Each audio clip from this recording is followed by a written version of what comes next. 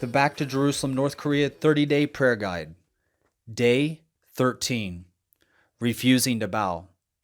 After driving for some time, they finally arrived at the bronze statue of Kim Il-sung, the founder of North Korea. The driver stopped and everyone got out of the car. It was customary for officials to pay their respects to the large statues of the leaders and bow before them in worship. Esther began to pray frantically in her spirit, knowing that this short moment could mean the end of her time in North Korea. Because if she refused to bow to the great leader in worship, she might be forced to leave North Korea or even be put in jail. Locals could even be executed for refusing to bow before the great leader's statue. As they walked together towards the statue, Esther was still at a loss of how to deal with this situation.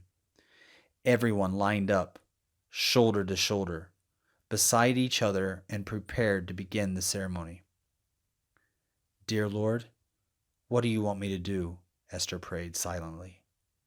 Then suddenly, a surge of boldness filled her heart, and she began to pray differently.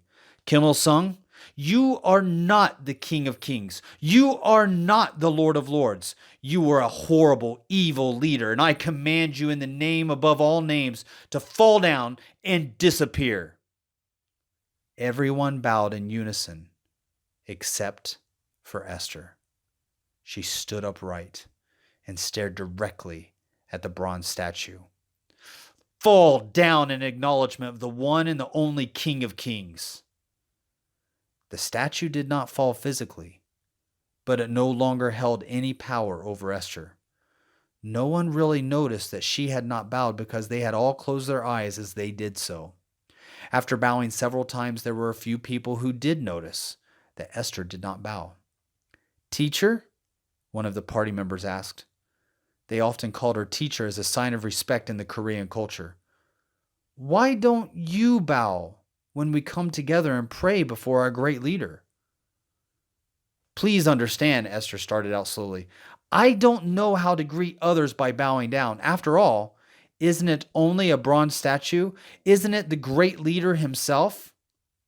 He didn't make it. Someone made it to remind them of him. The statue can't do anything to acknowledge that I have even been here to pay my respects. If I wanted to truly honor the great leader, wouldn't it be better to do something for him or his people directly? Which would be better for you, to follow the teachings of your leader or to help those around you? Or to come and bow to a statue that can't do anything for you, the people, or the leader?" The people around her pondered her words for a moment. Amazingly, from that day onward, they never again asked her to bow before the statue. Only after a few trips to North Korea, Esther felt compelled to share the gospel with as many people as she could, but wasn't sure how to maximize her audience to such a closed country. Everywhere she looked, there were people hurting, afraid, and looking for a way out of their misery. They were like people waiting to be saved in the midst of a raging storm. This story can be found in the book about Esther's life called Smuggling Light. You can buy it on backtojerusalem.com in the backtojerusalem.com bookstore. Today's prayer points. Everyone is forced to bow before statues of the North Korean leaders. People bow in front of the statues every day because of fear of what will happen if they don't. Pray that the God of Abraham, Jacob, and Isaac will be revealed to the people of North Korea. Today's scripture reading comes from Deuteronomy chapter 6, verses 4 through 9.